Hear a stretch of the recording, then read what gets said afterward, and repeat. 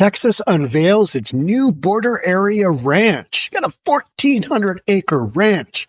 It's the site of a proposed deportation detention facility. They're also building a mile of the 30-foot-high wall, and they're not going to stop there. They're going to keep on going. What's Texas got going on? Let's get into it. Here we go. Texas is moving forward with plans to expand the border wall in Stark County. The state broke ground at a newly acquired ranch along the Rio Grande this morning.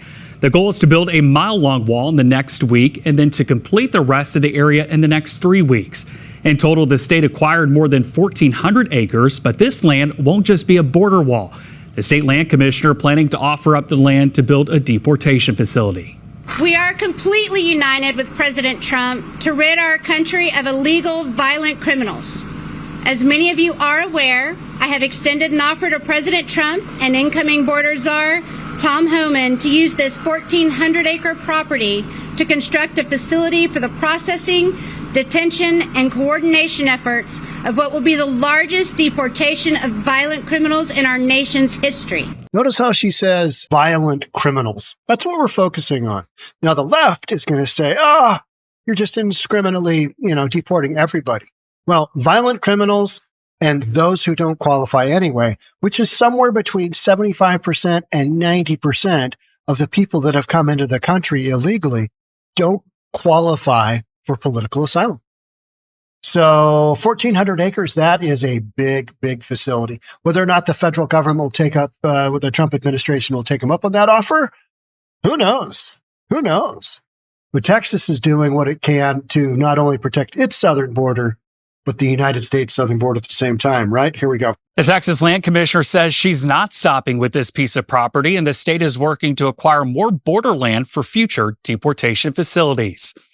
Meanwhile, Governor Greg Abbott and President-elect Trump's pick for Border Czar Tom Homan served Thanksgiving meals to National Guard troops working at the border in Eagle Pass. The governor thanked them for their service and met with Homan to discuss immigration issues and border security.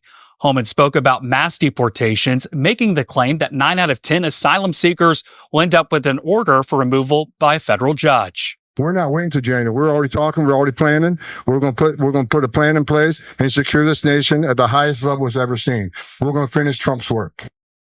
Homan also praised the work Governor Abbott has done by militarizing Shelby Park near the Rio Grande River and says he's impressed by what he called unprecedented success. So Texas's new initiative to basically shore up the border, it's called the Joselin Initiative. It's named for Joselin Ngari. Am I pronouncing that right? I'm not even sure. She's a 12-year-old Houston girl who was killed in June. Just horrific. That was a horrific instance of why we shouldn't have just a wide open border.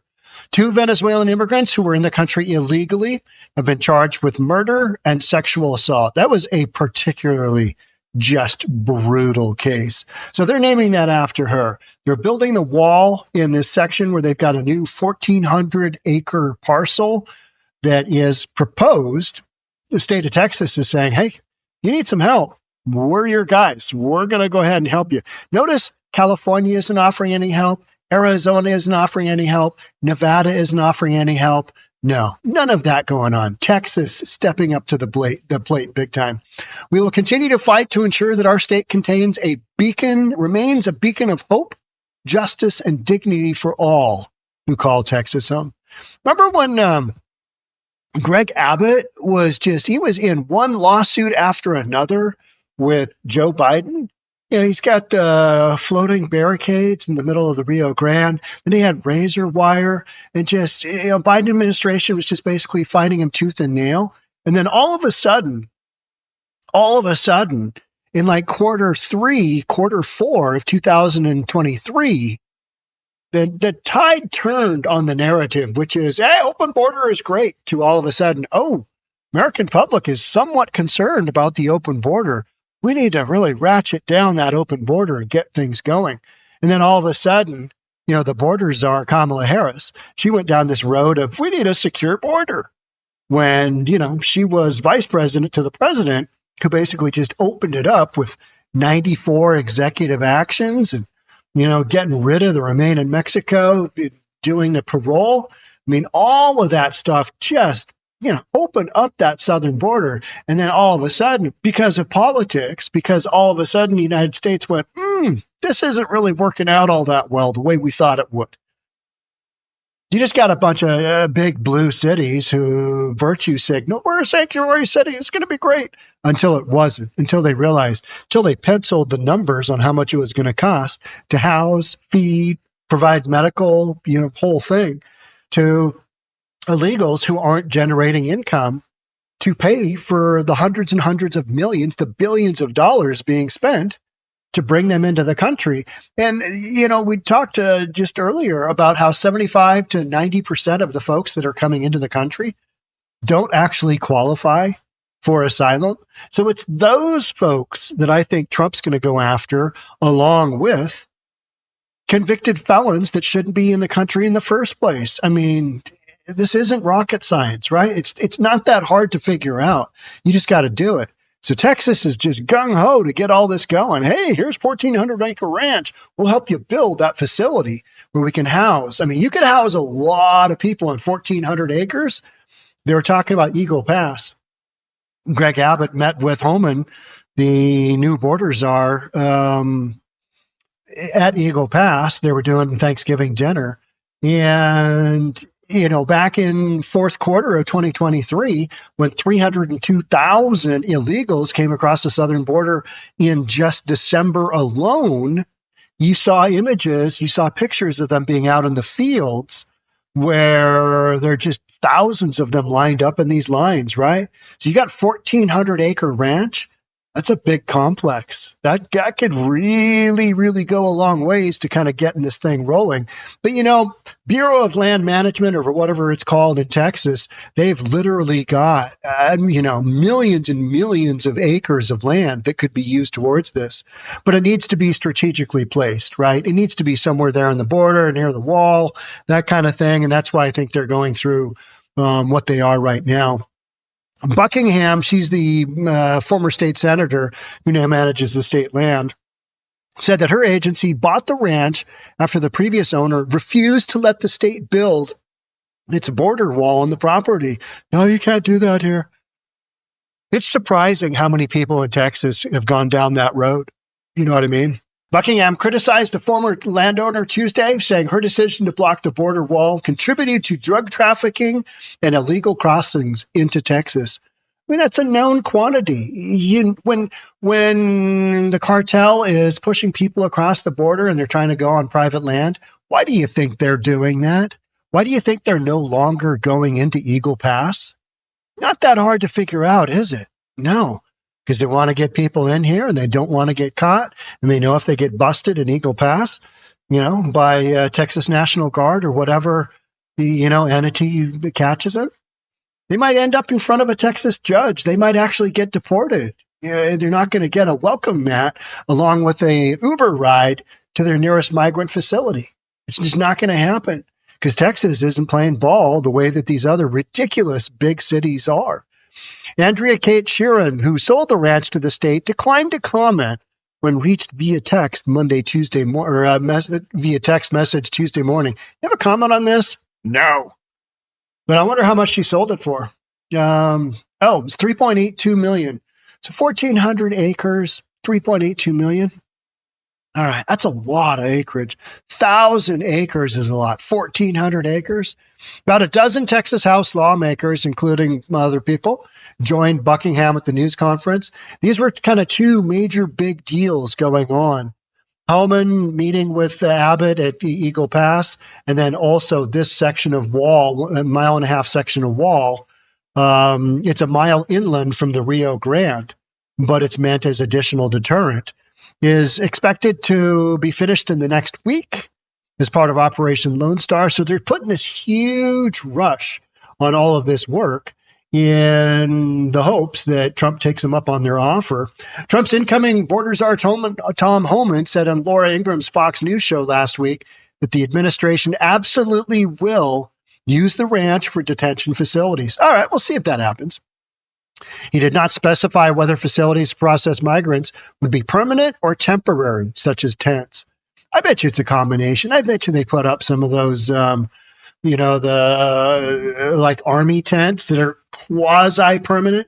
They'll put up some permanent facility structures, and they'll house just thousands and thousands and thousands of people. Will they get a ton of use? Who knows? How's this all going to go down? It's hard to say, right? It depends on who they go after. Do they go after the criminals first? All right, those people are strewn all throughout the United States. What does that look like? And then also at the same time, simultaneously, you got to stop people coming into the country illegally. That, the hammer is getting dropped on that. So we're kind of doing a two-step process here, right? This mission is that you're on right now is in your homeland, a mission on your homeland to preserve the safety and sovereignty and security of your very own state, of your own country, of a threat that's not on some foreign land, but a threat on your very own border. And, that's what when I went down to Texas, and I was at Eagle Pass twice in early 2024. That's what really struck me, was that the federal government, Biden administration, was literally battling it out with Greg Abbott, the governor of Texas, over not securing Texas's border and the United States' border. The Biden administration was fighting tooth and nail with Abbott on not securing the border. How does that work? In what world is that a thing? You know what I mean? And so now you've got this massive political switchover and changeover, and state of Texas is all of a sudden, they're going to be in the driver's seat of a lot of this, because I bet you Trump just says, all right, hammer down, let's go. Because he's already said we're going to deport.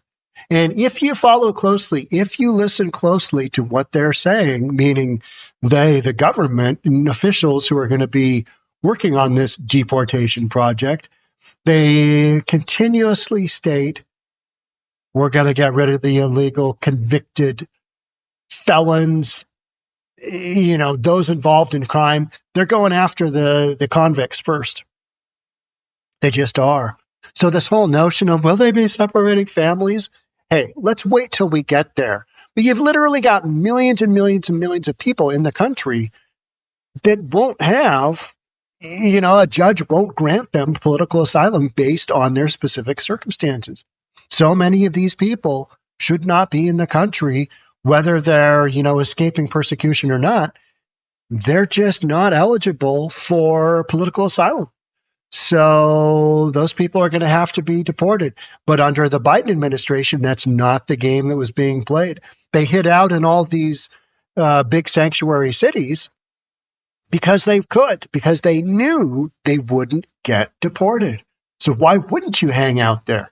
Can you imagine somebody that's supposed to be deported hanging out in Seattle? Nobody in Seattle is going to do jack about that, right?